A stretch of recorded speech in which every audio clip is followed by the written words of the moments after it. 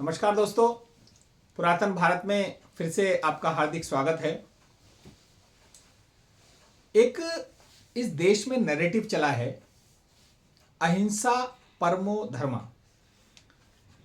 लेकिन एक उससे आगे की पंक्ति भी है जो हमें शायद नहीं पढ़ाई गई और उसी के कारण शायद इस देश का जो पुरुषार्थ है वो कहीं ना कहीं कम हुआ है।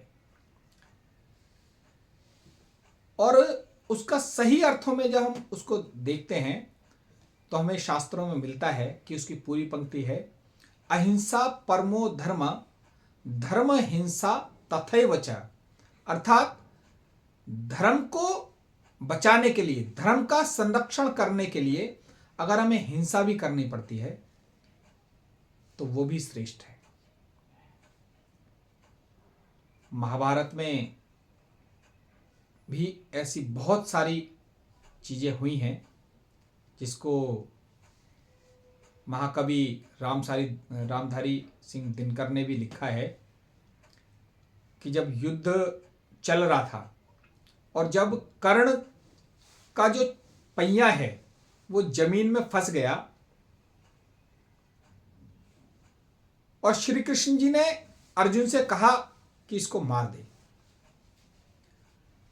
तब अर्जुन को भी थोड़ा सा बड़ा अजीब लगा कि यार कैसे, बिल्कुल वो शस्त्रहीन है और कैसे मार दूं।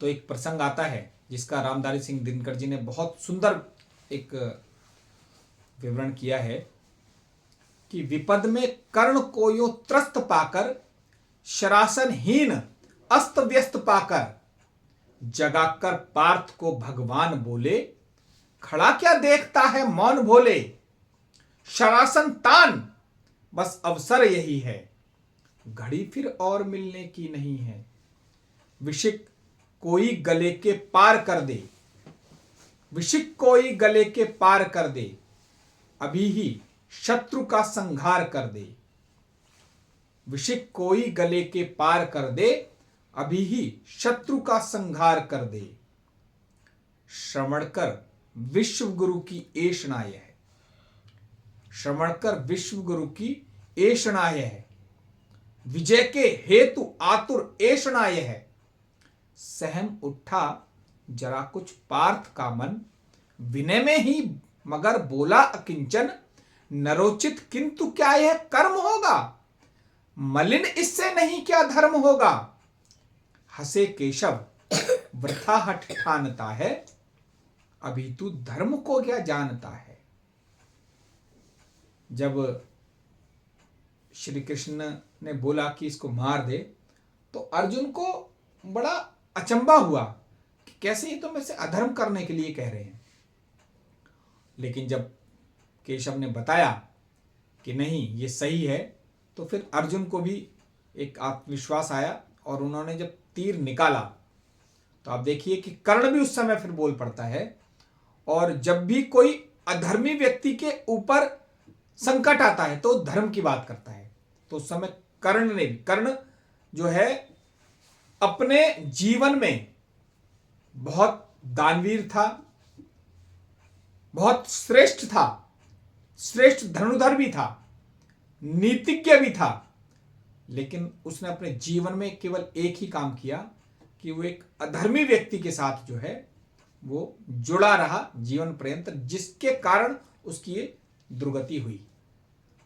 तो कर्ण बोलता है उस समय, नरोचित धर्म से कुछ काम तो लो, नरोचित धर्म से कुछ काम तो लो। अर्जुन को बोलता है कि नरोचित धर्म से कुछ काम तो लो, बहुत खेले जरा आराम तो लो,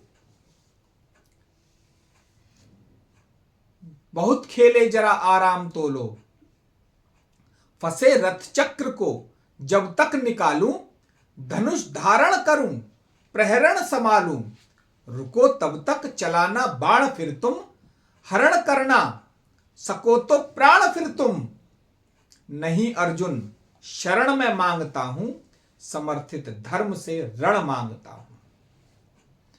अब जब श्री कृष्ण ने सुना यार ये बड़ा धर्म चिल्ला रहा है, बड़ा धर्म की बात कर रहा है, तब उन्होंने उनको धर्म समझाने का प्रयास किया तो श्री कृष्ण जी फिर क्या बोलते हैं, प्रलापी ओ उजागर धर्म वाले, बड़ी निष्ठा बड़े सत्कर्म वाले, मरा अन्याय से अभिमन्यु जिस दिन। कहां पर सो रहा था धर्म उस दिन? मरा अन्याय से अभिमन्यु जिस दिन, कहां पर सो रहा था धर्म उस दिन। हलाहल भीम को जिस दिन पड़ा था, कहां पर धर्म ये उस दिन खड़ा था। लगी जब आग लाक्षा भवन में, धर्म ही क्या जला था उस भवन में। सभा में द्रौपदी को खींच लाके, सुयोधन की उसे दासी बता के, सुआमा जाति का आदर किया जो, बहुत सत्कार तुम सबने किया जो, नहीं कुछ और सब सत्कर्म ही था, समर्थित शील भूषित धर्म ही था। अब देखिए कि किस तरह से श्री कृष्ण जी ने उनको धर्म का ज्ञान पढ़ाया। तो मुझे लगता है कि हमें भी इससे धर्म की सही परिभाषा हमें समझ में आनी चाहिए। आज इतना ही। आपने वीडियो को ध्यान से सुना, उसके लिए बहुत बहुत धन्यवाद। अगली वीडियो में फिर इसी तरह से कुछ एक नए टॉपिक को लेकर के मिलेंगे। नमस्कार।